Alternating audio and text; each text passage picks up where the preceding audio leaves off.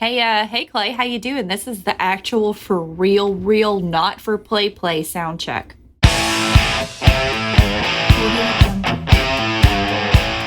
Welcome to our new show, Obsessed, a show where we talk about whatever it is we're currently obsessed with. I'm Caitlin Palmer. I'm Clay. And we're Obsessed. Hi, everybody. Did you miss us? Because we missed you. It hasn't been that long. It hasn't, but man, this mini hiatus, this is killing me. I missed you guys. But we're back, baby. It's season 2 premiere. Wait, are we starting season 2 now? I guess. I don't know. Is this season 2? Is this season I thought season 2 already began. I guess every 10 episodes would be a season. Canonically, maybe. I like the idea where each season is just us sort of playing fast and loose with it. Season 1 was 10 episodes. Season 2, I don't know, maybe it's 23. Yeah, it's season 3 is only 2 episodes. Yeah. That's how we do. It's how we do, baby. But we're back. So, Clay, what have you been doing? We had a week off. We didn't record any podcasts. I mean, this isn't where you want me to talk about a story I've prepared because I didn't know we were recording today. Yeah, I kind of sprung it on him all willy-nilly. I don't know why I did that. You've got a weird energy today. I do. I'm so tired. And today has really tested my gangster. And I am not a gangster. I am not even a little bit of a gangster. Everybody was rude today. Everybody was needy. Everybody came in after hours. Okay, they have to go to your TikTok to see all that. Yeah, check me out at Deskwench. That's DESKWENCH. Shameless. Shameless. I'm shameless. Again. See, that's why I said we have to record tonight, because I've got this weird energy going, and I'm super excited to talk about tonight's subject. The only energy in your body is from caffeine? Pretty much. Other than that, I'm just kind of a sad panda. So, since you didn't do your part and prepare a story. Oh. I have a would you rather. Okay. All right. This is our Well, these always go one of two ways now, don't they? Yeah, I'm sure there's going to be butts involved. So, would you rather drive to Dallas in Christine, the car, or spend the day in a Volkswagen Bug in Mississippi while Cujo is outside the door? I mean, ultimately, I don't think I have to drive in either of those situations. In the Cujo situation, I'm stuck. Yeah, you're broke down. Right, and Christine can drive itself. So I don't have to drive in either scenario. Either one's fine, I guess. I mean, what's Christine gonna do to me? Get in a wreck? You know, honestly, okay, I'm gonna get because I've been in 2 so far, pretty high speed wrecks, and I didn't break a single bone either time. Yeah. So Clay Christine ain't got shit on died me. twice. It's no joke. Clay is a bad ass. Christine don't have on me. She ain't got shit on me. And ultimately, Cujo is just a dog. I mean, wait, are we doing book Cujo or movie Cujo? Whichever one. Whichever one? See, to me, the thing is, I would rather drive in Christine because I would rather not be in the Mississippi sun with Cujo. I mean, I guess that's fair. I mean, Orville is going to be a problem. Orville is helping. So I mean, if it's movie Cujo, that's just a dog with rabies. Just a dog with rabies. I mean, that's manageable. Is it? More or less. I mean, it's much more manageable than a dog possessed by a demon. That's true.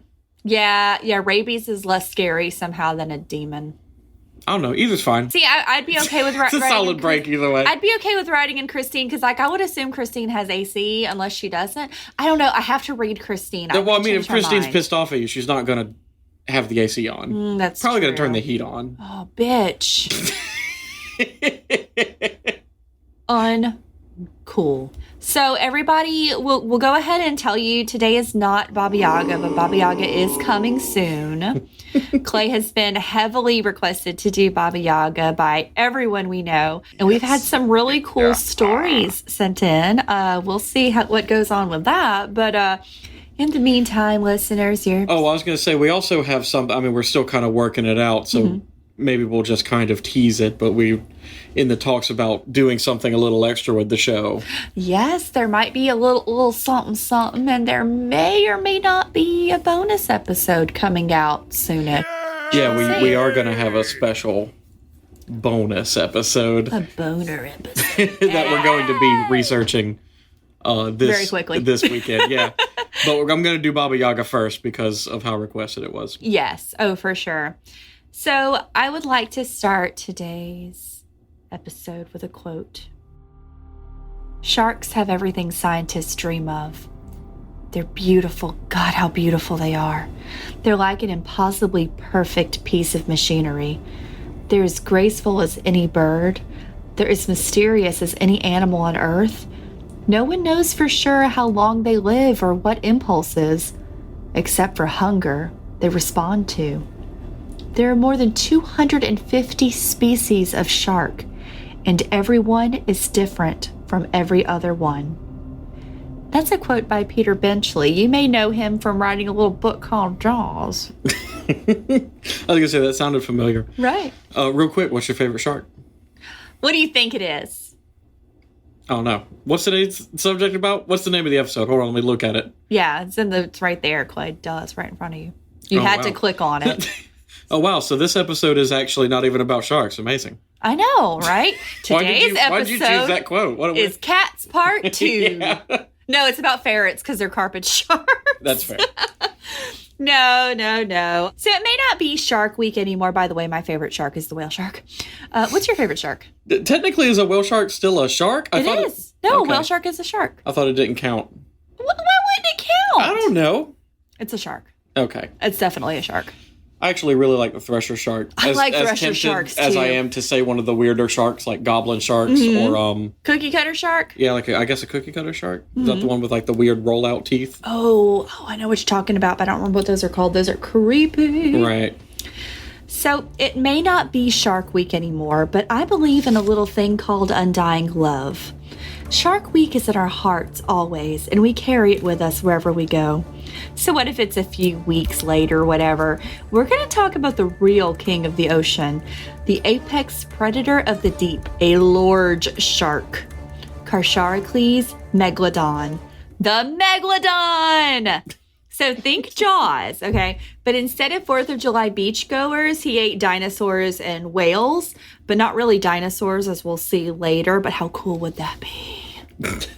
So how much bigger is a megalodon than a great white shark, for instance? Considerably bigger. I have the actual numbers in here somewhere, but a newborn megalodon was just about as big as a great white shark. A full-grown white shark? Yeah. So 13 million years ago, Megalodon conquered the water until finally going extinct only about 3 million years ago. I say only like, oh, it's only 3 million years ago. So 3 million years in the span of our history on Earth is not a long time. You say that. Well, it's a long time, but not like compared to 13 million years ago. That's fairly recently. So this was not only the largest shark to ever lurk in the depths, but one of the biggest fish to ever exist. And fun fact, the current biggest fish in the world is the whale shark. Sharks are fish. Estimates put the maggot between 50 and 60 feet in length. That's about 3 times larger than the largest recorded great white. So there's no fully articulated megalodon skeleton, so we get these numbers by the size of their fossilized teeth. The teeth alone can be up to 7 inches long. In fact, the word megalodon means large tooth. Big ass tooth. Big ass tooth. Yeah, so there's no skeleton for sharks because they're almost entirely cartilage. Right. So sharks have, their jaw and their teeth are bone and parts of their spine. Everything else is cartilage. Yeah.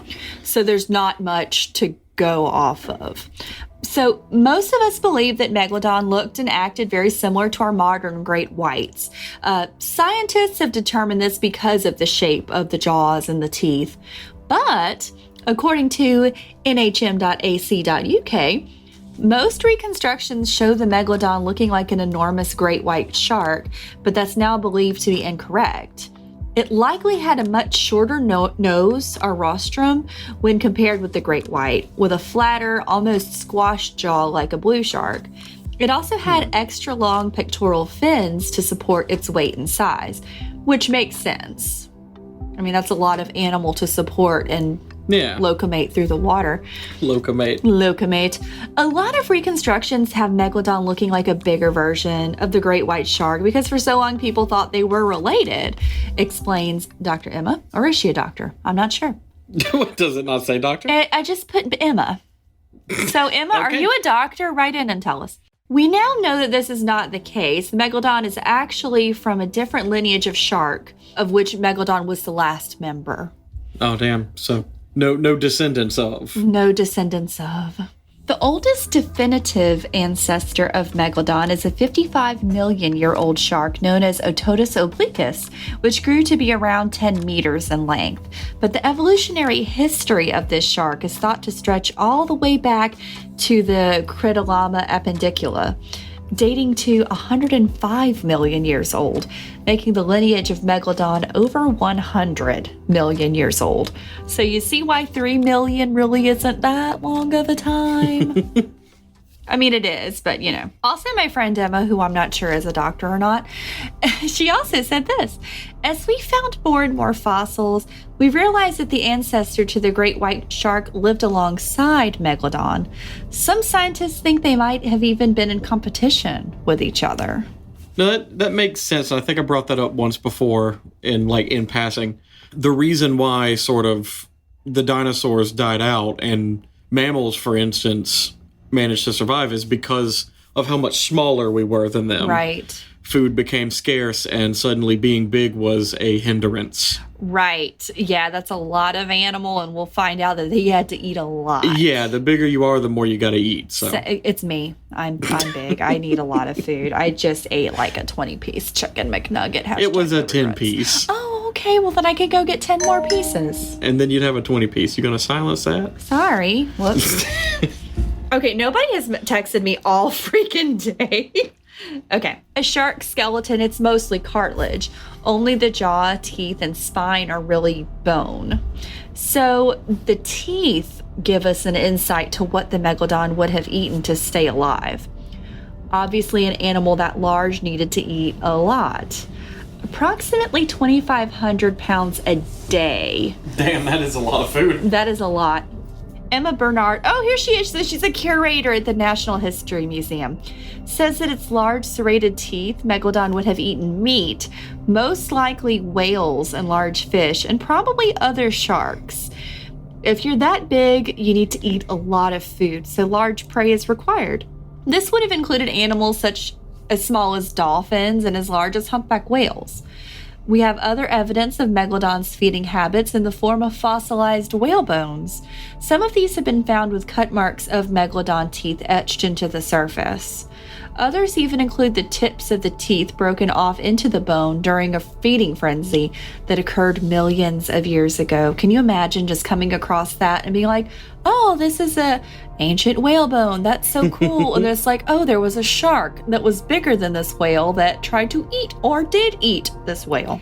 So I was looking up like general animal weights because I wanted to give a comparison of how much 2,500 pounds of meat a day would be. Mm-hmm. Essentially, that's about as a giraffe a day is what they have to eat. Pretty much, Like yeah. a whole ass giraffe. 2 big old horses. Or 2 big horses. 2 really big horses. If you stack them on top, they'll be the same height as a giraffe. Right.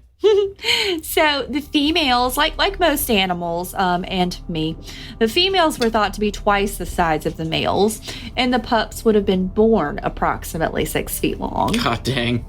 So most fish are exclusively cold-blooded, but Megalodon may have been like today's great white sharks, which are considered partially warm-blooded because of the heat they generate while they're swimming.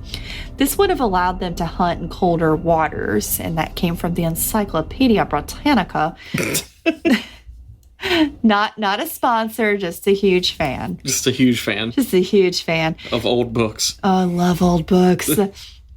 So even though megalodons and dinosaurs, they're both extinct, they never coexisted.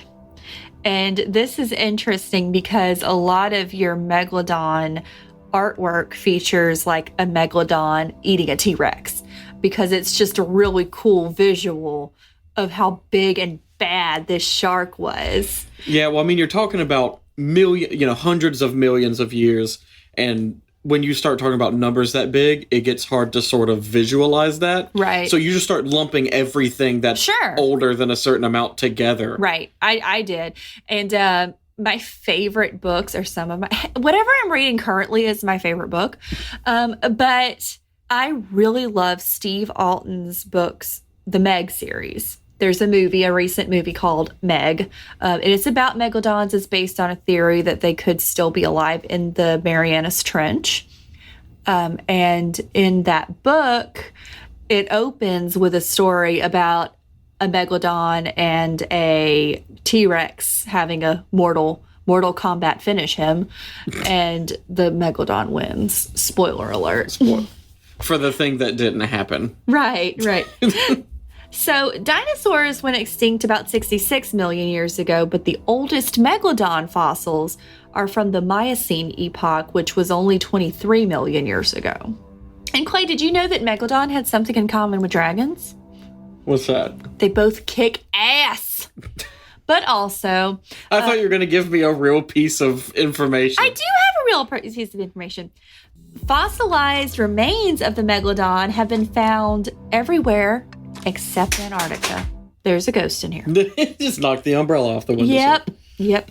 So I choose to believe it's a megalodon ghost, and I love you. I don't choose to believe that. Ghost shark. Back when the original ghost sharks were still regular sharks, everything was underwater. That's true. So this would have been underwater, and maybe there were megalodons here. Maybe this building is right on top of a fossilized megalodon. I was actually going to go on a tangent about ghosts, but I'll save that. Oh, I'm excited. We love a ghost. We may or may not be doing some ghost things soon. Fossilized, this is another Encyclopedia Britannica quote. Fossil remains of the megalodon have been found off the coast of every continent except Antarctica. Between 2007 and 2009, researchers collected a number of juvenile megalodon teeth in the waters off the coast of Panama. They believe this was an ancient nursery area. All the babies. So, how are sharks born? Well, they're fish, so they lay eggs, right? Well, sharks kind of differ in that there's two types. Some do lay eggs, while others give birth to live young. Most of the time, the eggs will hatch inside of the mother, where the young, they feed on the egg yolk and the fluids and all that moistness until they're fully formed. Sorry. So there's two kinds. The key difference, there's ovivipary and vivipary. So ovivipary is the trait of laying eggs. Oviovivipary is the development of embryos inside of the eggs that are retained within the mother's body until they're ready to hatch. And vivipary is giving birth to young ones directly. So don't sharks, I mean, I know it would still technically be live birth, but don't they give birth to them in like egg sacs? Well, yeah, they hatch within, like, inside mom, pretty much.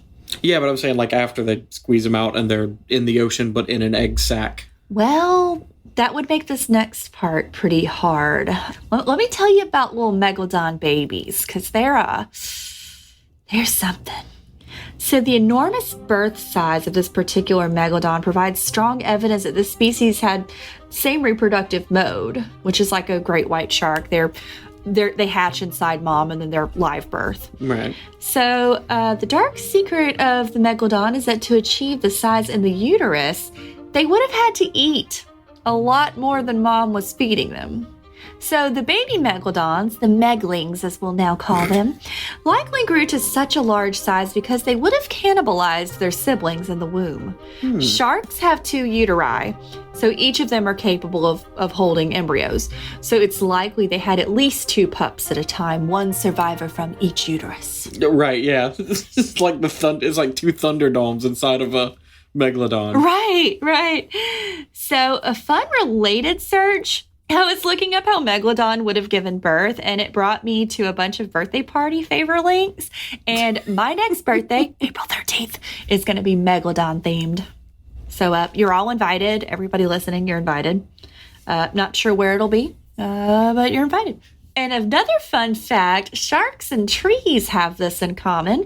They deposit rings of hard tissue in their vertebrae each year. So like the trunk of a tree, you can use this to estimate their age. You can cut a shark in half and count the rings. You can count the rings. Exactly. Exactly. But you That's like a Yo Mama joke. It really is. It kind of is. So rather than cutting through this ancient, priceless fossil and damaging it forever, Cowards. right?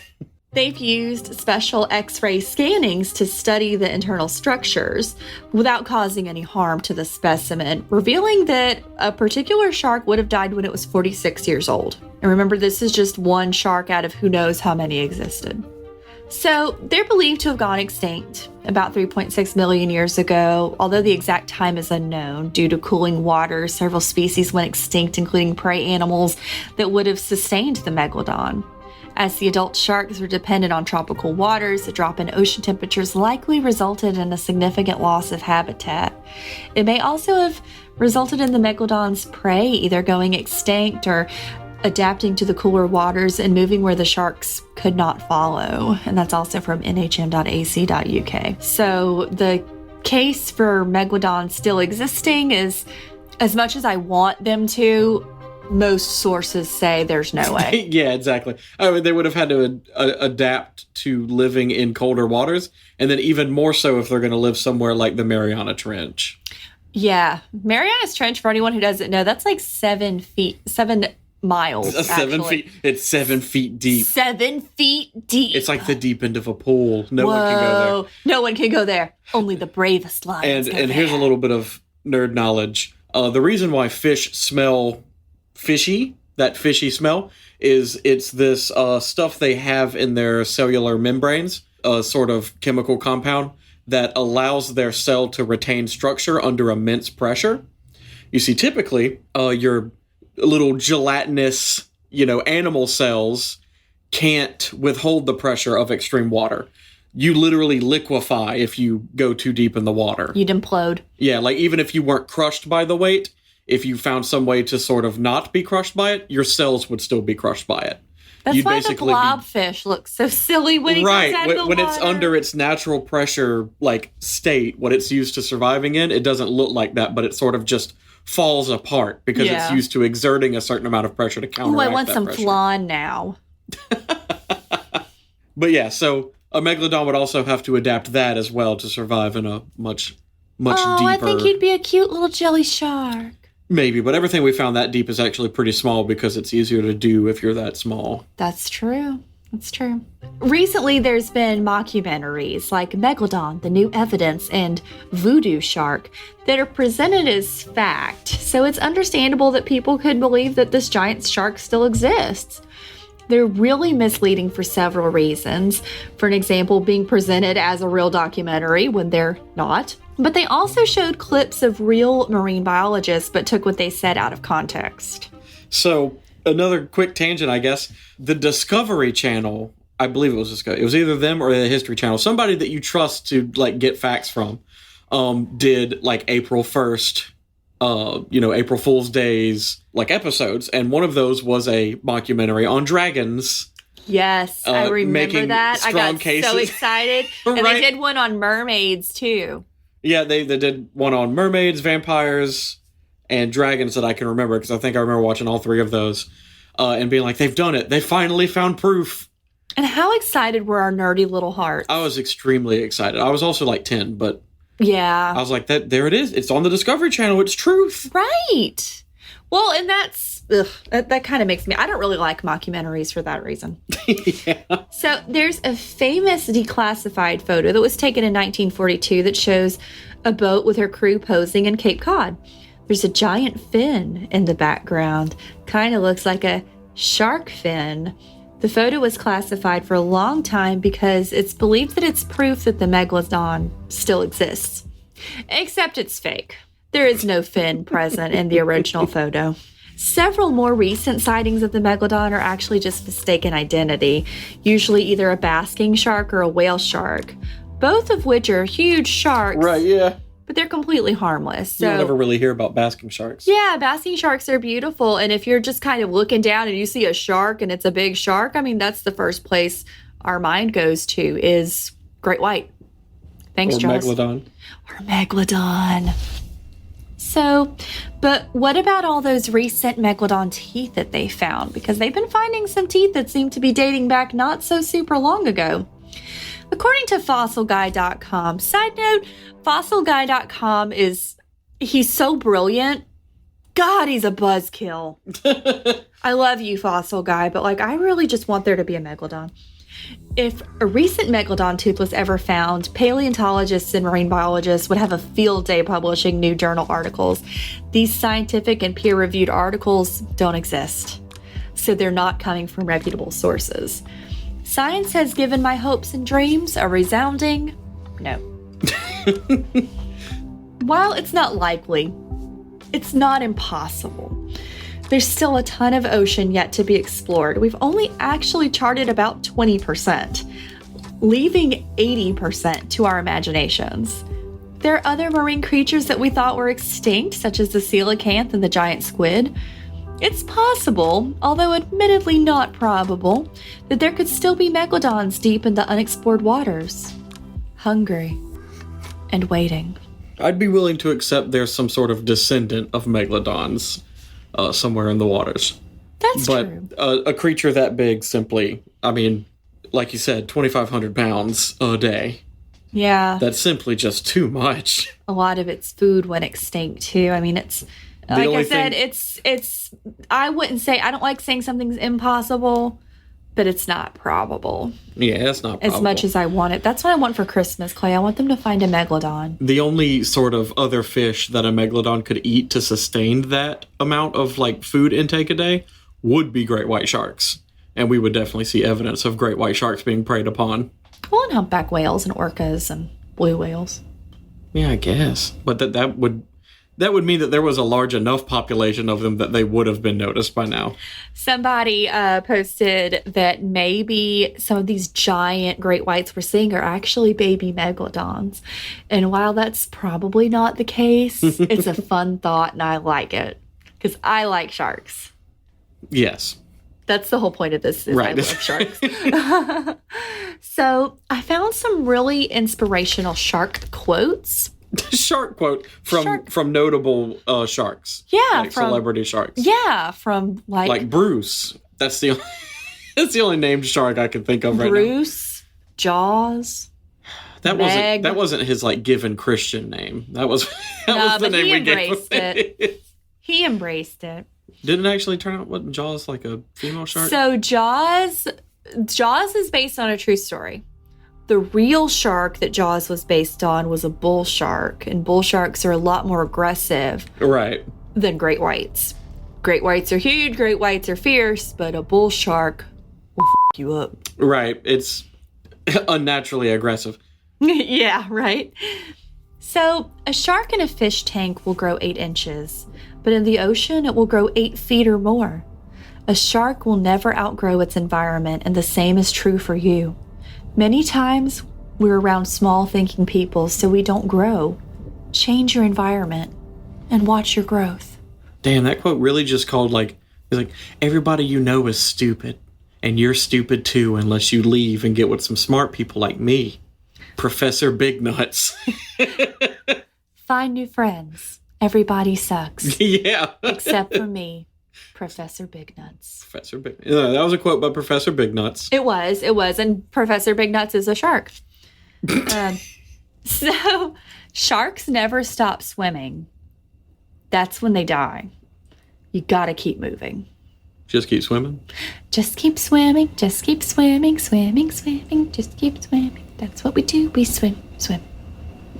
That might be copyright. Disney's going to come after us. Yeah, probably so. That's okay. I think I challenged Disney at one point. You did. You challenged Disney to eat your nuts. All right. Well, here it is, Disney. Round 2. I'm extending the offer. Ding, ding. So I, in case you couldn't tell, and it may not have come across in the episode, I love sharks, especially Megalodon.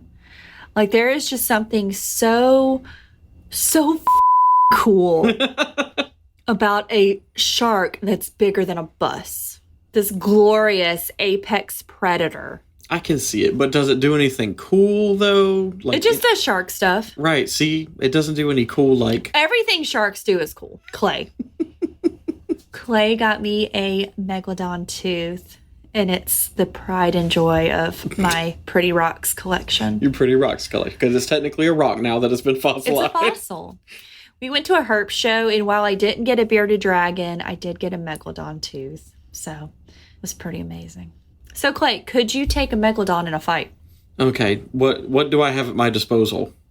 All you have is a Megalodon tooth, a fossilized Megalodon tooth. That I'm just wielding like a push dagger? Will you have it in your pocket when you're swallowed? Am I on land? Because I can definitely kick a Megalodon's ass No, on you're land. in the water with the Megalodon. That sucks. How much water? Is it just a little bit? No, you're in the ocean. Like a little puddle? Yeah, you're in a kiddie pool with a Megalodon. The Megalodon cannot breathe. Okay, well, look, I can kick a Megalodon's ass on like 30% of this planet. Mm-hmm. But you're not there. You're in the ocean with the Megalodon. What are you doing? How are you going to survive? I'm probably just going to sit still and try not to attract the Megalodon's attention. I would be small enough that I don't think it would even give a shit about me. It's already swallowed you. Well, that's an unfair fight now, isn't it? I mean, Megalodon don't play fair. Well, how about this? Let's reverse the tables. How about the Megalodon has to fight me, and I've already swallowed it? Damn. I think and all he's got is a human tooth in his pocket. I think the Megalodon would just be like, you know what? You win. Oh. Fuck this shit, I'm out. I'm going to stack the odds against me. So anyone who has read the book knows, but in Steve Alton's book, Meg, Professor Jonas Taylor always carries a Megalodon tooth in his pocket, and he is ultimately swallowed by the Meg, and he cuts it open from the inside out using the Megalodon tooth. Good book. Read it. Except Clay won't because, he doesn't read. Yeah, I don't read. I think we're going to throw a copy of that book in our next giveaway. Let's do it. Have you even mailed out the last giveaway? Yes. You lying to me and our listeners? Mm-mm. You know what I would do, Clay, if I was in a situation where I had to face off with a Megalodon? What's that? Would you, weld a fire extinguisher to a harpoon, or? No, I would just sacrifice myself to the Megalodon. Oh, it would be an honor. That's how they killed the shark in Jaws, right? Pretty sure that's what they did. It was explosives. Was it explosives? Yeah. I thought it was like an improv thing. I never seen Jaws. You're kidding. I've never watched Jaws. Clay! There's a lot of movies I haven't watched. Clay! I don't... You've never seen Jaws? I've never seen Jaws. I've seen clips of Jaws. I know roughly what happens. I've listened to the song by Lemon Demon. Oh, that's such a good song. So Let's give away that song. I'm pretty sure I've got the whole movie down based on the lyrics. Jaws, a shark lurking in the dark in the depths of the sea one day on a lark. Yeah, doesn't he sneak into the mayor's house in the middle of the night and eat that fucker in a single bite? Yes. Okay. Yeah, I mean, there it is. There's the cliff notes of the whole movie. I don't need to see it. Yeah, you don't need to see the movie. You need to see that movie. That is a cinematic masterpiece, Clay. I've seen the opening for sure. The iconic sort of, the girl gets drug around in the water and then bloop down and is dead. Just bloops. Yeah, bloops down. That's one we could talk about, is the bloop. Oh, the bloop is a good one. So, Clay, give us a little teaser about Baba Yaga. No. You suck. Yeah, well, look, you're going to get plenty with the Baba Yaga episode, I think. I'm so excited. excited. There's a special surprise. I'm really excited. And everybody, I'm sorry that you had to listen. I'm not sorry that you had to listen about Megalodon, because Megalodon is badass. It's better. It was better than Cats. Squishmallows. Wow. Okay, so our show started about obsessions, right? Right. And cats and squishmallows are valid obsessions. Sure. But then everybody wanted cryptid stuff. And then everybody wanted cryptids. So, we aim to please. Nah, Megalodon's cool. Megalodon's way cool. It's probably not alive, though. Probably not, but a girl can dream. Why do you want there to be a Megalodon? Because I just... All that does is make water more dangerous. Yeah, okay, so I have that thalassophobia where you're scared of deep water, dark, deep water. But water has this weird call to the abyss to me. When I went and swam with the whale sharks, that was terrifying and magical at the same time. And you can also cage dive with the tiger sharks at the Georgia Aquarium. Yeah, I don't think I would do that. Oh, I'm going to do that. The whale sharks won't eat you, but the tiger shark would if it wanted. Oh, it would. Whale sharks are very big. Oh, whale sharks are beautiful. And Megalodon would have been, I think sharks are beautiful. They're beautiful fish. They're misunderstood. Like, yeah, they could eat you, but like they kind of don't want I don't to. hate sharks. I mean, sharks are just doing their thing. They're just living. They're just out here vibing in the ocean. In the ocean. In the water. Where they belong. Where they belong. It was always a stupid fear of mine that there was, like, in the deep end of the pool, there was an invisible shark. Ooh, that I would love absolutely that. eat me. It was like the dumbest fear I had as a kid. Mm-hmm. But like I liked the deep end of the pool. I was just afraid of the deep end of the pool. It's got this. So I'd always dive in pool, yeah. and like touch the bottom, and I'd be like, now I have to leave the deep end before the invisible shark eats me alive. That's adorable.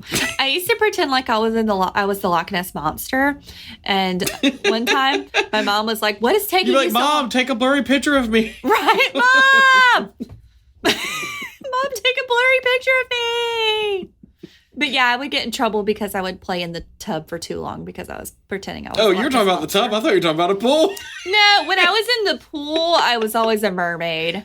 Or okay. a Vaporeon, because sometimes I was So a when you were in a Pokemon. smaller container, you were the much larger creature. Well, duh. Anything else? No, I guess that's it. Oh, goodness. So actually, I have a new thing I want to sort of implement to the show. A sliding scale sort of rating system for the things we cover. Oh, sliding scale's how I passed college. So basically on a scale of 1 to 10, 1 being not so much, 10 being yes, very much. Okay. So in reference to the Megalodon, on a scale of 1 to 10, how likely do you think you are to survive an encounter with this creature? 2. A 2? A 2.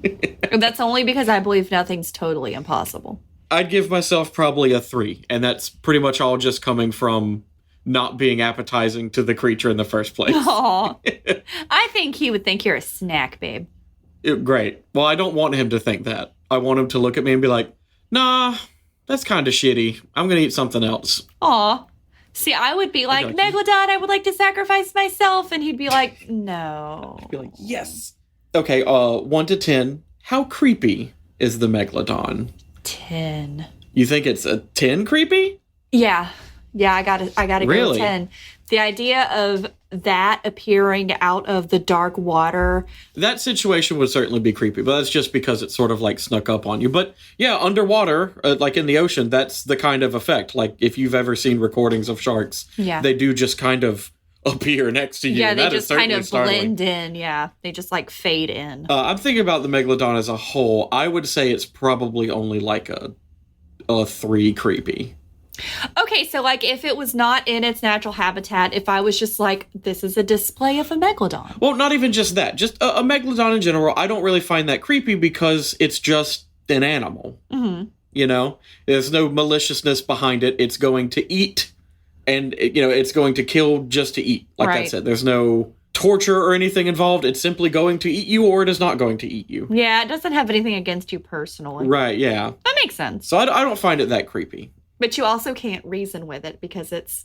Right, but it's whole just thing an is animal. eating. That's, I'm not creeped out by anything else that could kill me, snakes or lions or whatever. They're just animals. I'm not scared of lions and tigers and bears. Okay. But the Megalodon... 1 through 10, how likely is it to exist? Well, we know it did exist, like 100%. But, right. But does exist right, still. Today, yeah. I'd have to go with maybe a 3. Really? You're giving it that low? I expected you to give it higher. I would give it a 3 because we don't know, but I do believe in science, and science is kind of pushing us away. Only science can come between us, Megalodon. I've got 2 scores. I'd say if we're talking about a Megalodon as it was, a 2. There's almost no chance of that existing. Sure. A descendant of the Megalodon, perhaps a branch of Megalodon survived and evolved and adapted, I'd give it a 3. Megalodon 2.0. Right. The final question, 1 through 10, how likely is a Megalodon to actually be an alien? Since everything ends up pretty much being aliens or rumored to be aliens. Well, it's not a sandhill crane, so it has to be an alien. Right, yeah. If it's not a sandhill crane, it is an alien. Right. If it's or a barn owl. You're right. A barn owl or a barred owl. It's an owl that sings and buffs the party. Because I'd give it a 1. I don't think it's an alien. I don't think so either.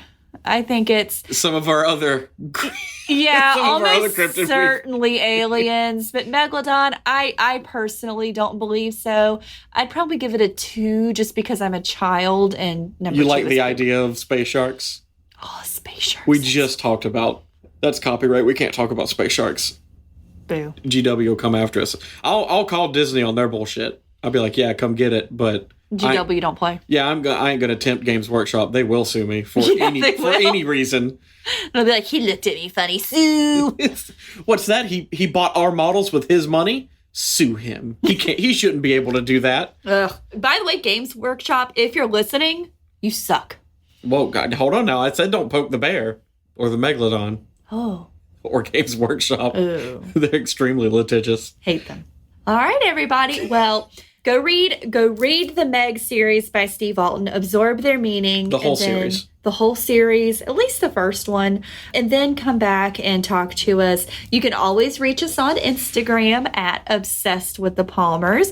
We did make a Facebook for all of our fellow oldies but goodies, and that is Obsessed with the Palmers. And Clay, where can people email us about things they would like to hear? Oh no, what is it called? It's obsessedwiththepalmers@gmail.com. Correct. Yes. Yes. Yes. Yes. Wow. We love you guys, and we're proud of you. Whatever you did this week, you did it great, and we're so proud of you, and we love you, honey. You're doing great. Oh, and shout out to our number 1 fan, Giselle. Giselle, we love you. Number 1, always. Number 1, best fan. Best fan. Top notch. All right, bye, everybody.